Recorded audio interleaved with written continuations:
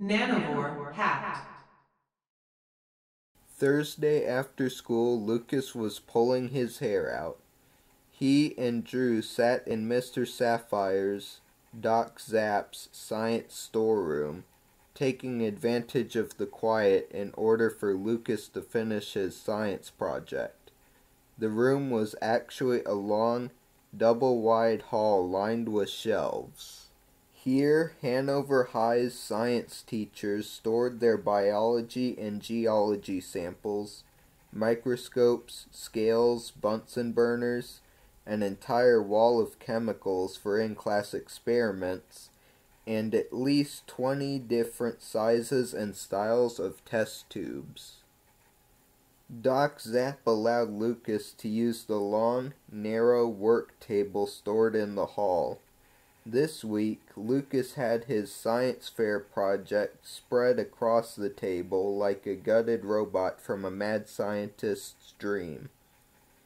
It was an assortment of circuit boards, scanning devices, and tangled multicolored wire.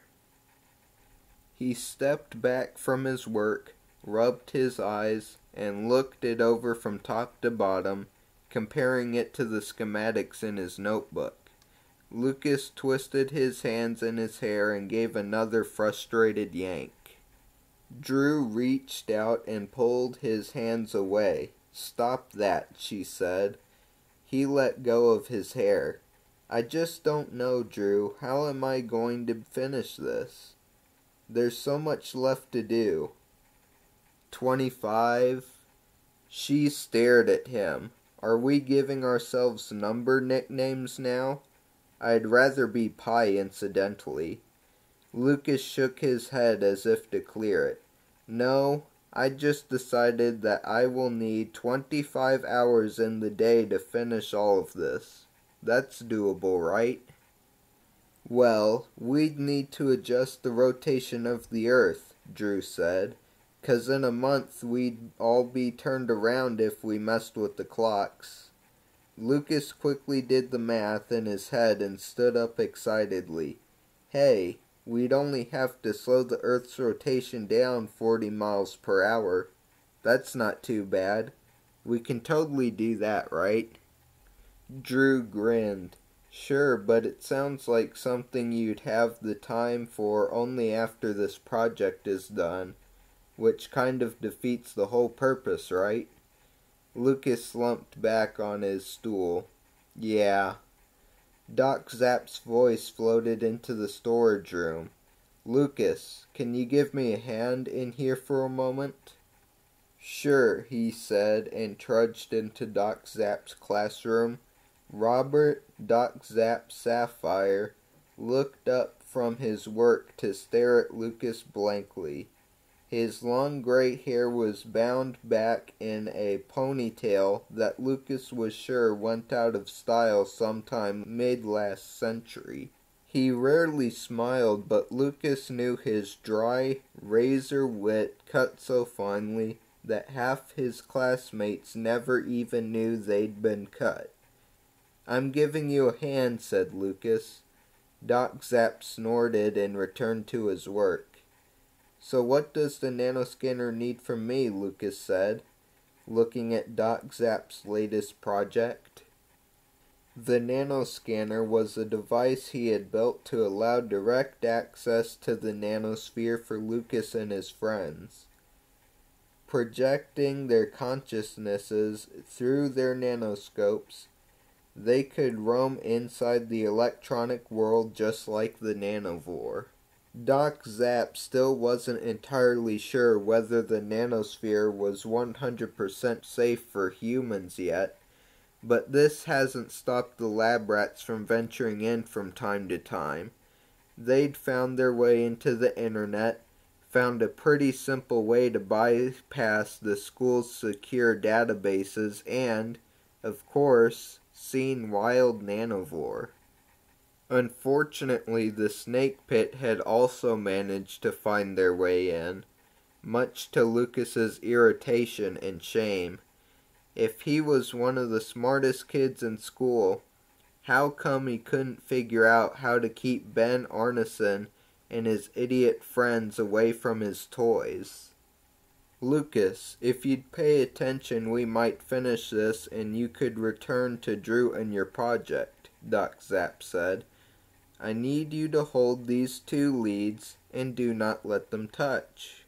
Sorry, Doc. So what are you working on? Lucas asked, taking the red and green wires from his teacher. I've been working on a security system for the nanoscanner, but there's an issue at the nanoscopic level. Your account of Dana Diamondback's problem with the Nanovore Sensei Spydran got me thinking about how vulnerable we might be to an attack from any intelligent nanovore. Lucas had been worrying about that as well. Most nanovore had very limited intelligence, about that of an average dog. Sometimes, though, an ancient creature collected the intelligence of many nanovore into its own consciousness and gained true sentience. Lucas and his friends had dubbed these Sensei Nanovore because they also gathered, trained, and fought their own swarms. Lucas had met a friendly sensei, one that seemed interested and patient towards humans. Spydran was no such sensei. Spydran saw humans as a plague on the world, and it had found a way to infiltrate and infect Dana's personal home electronics, terrorizing her for weeks. So you think we can keep Spydran out of our equipment? Lucas asked. I've been working on a way to keep out everyone we don't want in there, meaning the snake pit. Lucas and Doc already talked about the possibility that one of Lucas's friends were talking too much. Lucas didn't want to believe that, but there was no arguing that Ben Arneson and his friends knew far too much about the nanosphere. They were getting their information from somewhere. And done. Doc stood up and began to adjust the nanoscanner's controls. All right, you can plug those leads back together. That was all you needed? Lucas frowned, touching the wires together. Yes, it was very important, however. Oh yeah? Lucas asked. Oh yeah, Doc Zapp parroted. If those leads had touched, you and I could have been pulled into the nanosphere with no hope of escape. Lucas dropped the wires, now securely fastened benignly. And you didn't tell me this why? Doc Zapp smiled slightly. Where would the fun have been in that? Anyway, it's safe now, but never forget all scientific experimentation comes with risks. Lucas sputtered, but was interrupted by a small freshman girl who appeared in Doc Zapp's doorway out of breath. Mr. Sapphire, Principal Stern said to come get you. We had a rotten potato experiment blow up in chemistry. The janitor claims it's a biohazard and won't touch it. Doc Zapp sighed. Rotten potato is one of the foulest smells that exists. Clever of Miss Bindlicher to go home while her kids are studying this fascinating process. I'll be back soon, Lucas. Get to work on your project. He followed the panicking girl down the hall. Lucas looked once more at the wires that could have caused him to live forever in the nanosphere, then left Doc Zapp's classroom to return to Drew. She had organized the components by kind, size, and color. His notes now had neat check marks beside each messy component listing. Whoa, what did you do? He asked, staring at the neat table. What you never seem to give yourself time to do, Drew said. Looks like you have everything, and it looks like you'll have time to build it over the next few days. Lucas stared at her. Drew, this is amazing. A voice came from Doc Zapp's room, interrupting him. Lucas, are you back here? Drew's look of triumph faded as she recognized the voice. Lucas turned and yelled back, Yeah, Dana, we're down here.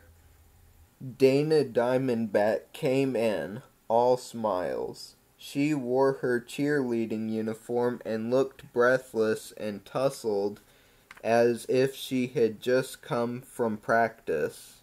Her eyes widened when she saw the table.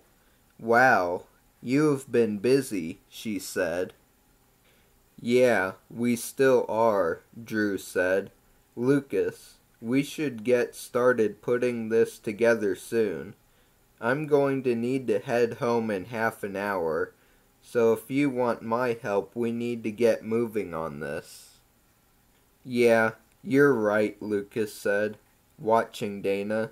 She didn't try to touch anything, but she looked closely at each part, ignoring Drew as she moved closer to get a better look at the main circuit board. Oh, don't stop on account of me, she said, not looking at them. Oh, all right, Lucas said hesitantly. Drew, I'm going to solder this wire in place if you could hold it. Drew looked at Dana, who watched them intently, making no sign of leaving, then glanced back at Lucas with an inscrutable look. He shrugged at her. You know, I think my mom said to be home around 4:30, not 5, said Drew. So I'm going to head out. Looks like you have enough help here anyway. She got up, tossed her backpack onto her shoulder, then left without looking back. Lucas shrugged again. Girls. Who could fathom them? Apparently not even other girls. Well, I can help, Dana said. What do you need? Working on the science project made Lucas relax around Dana at last, and she proved to be a good lab assistant, holding wires steady and helping him assemble and solder. That was an amazing win over Ben today, Lucas. I don't know how you did it. It was a brilliant strategy. I thought Ben was going to eat his own nanoscope. She smiled at him, her green eyes shining. Oh, thanks, he said, burning his finger with the soldering iron. He stuck his finger in his mouth and blushed. With Dana helping, the work went quite fast, faster than expected. They managed to make a working prototype in about an hour. Lucas stretched. I can't believe we finally finished it. Dana studied the unimpressive connected interior of his grand machine. So, what are we building here? She asked. If I'm helping, I should know. I could tell you, or I could show you. He grinned at her and focused 2 tiny lenses on her. Hold still. This won't hurt. He turned it on and stepped back. She frowned. What is it doing? Well, right now, it's doing facial recognition. He nodded at the monitor, where Dana's face was suddenly displayed. A grid of blue lines followed the contours of her face.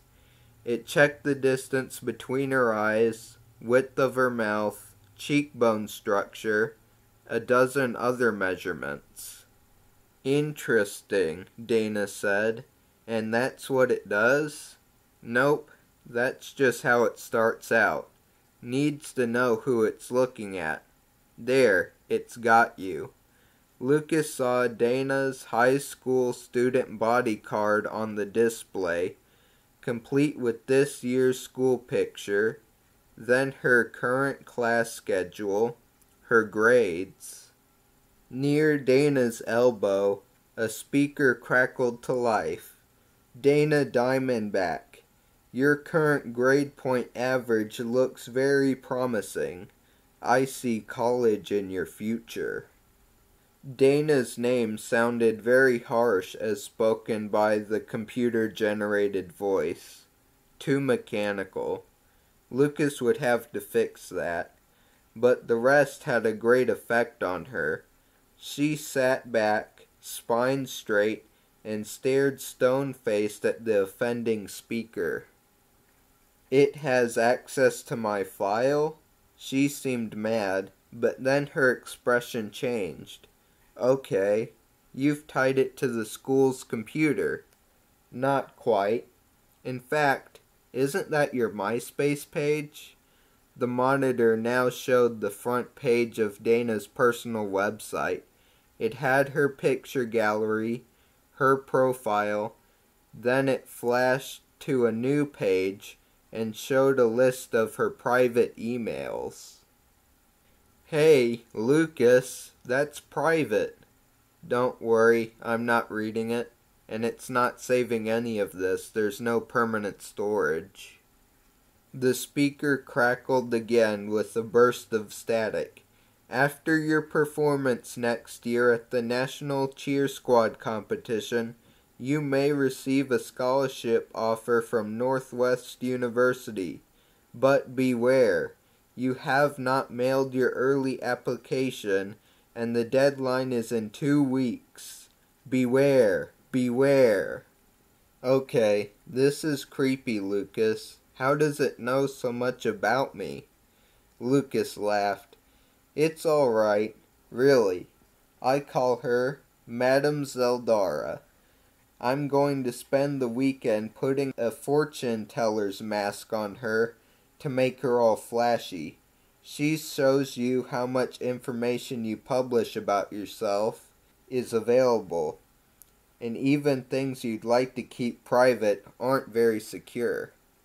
My personal information is very secure, Dana said confidently. Crackle. You should answer your cell phone, the pile of electronics told her. 3 seconds later, Dana's phone rang. She jumped and dug her phone out of her pocket, then laughed.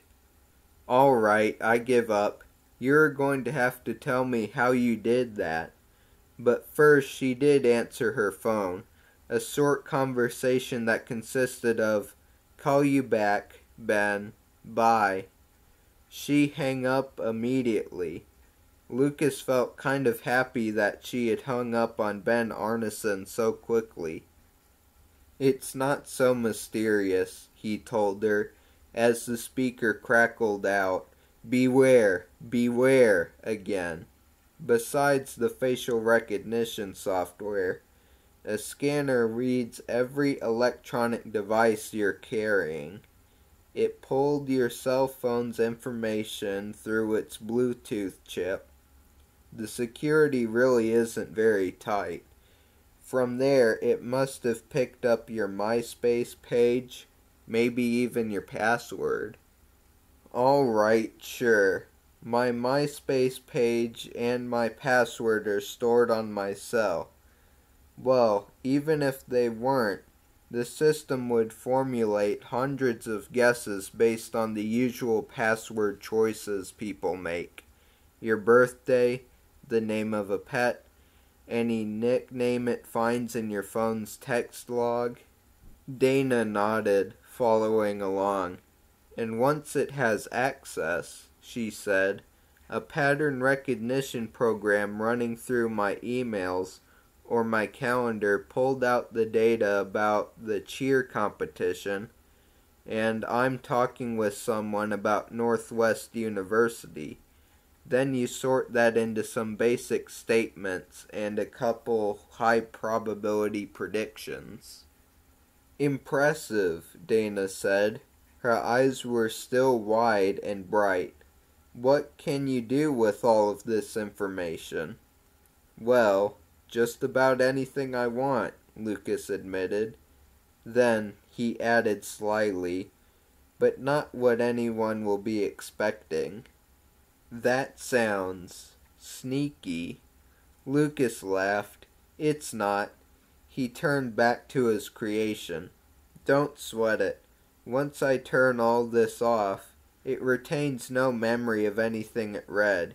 He started to disconnect the elements one switch at a time. I'll fix the speaker to make it sound a bit more friendly, and it'll be good to... He turned back to Dana, but she was no longer there. Go.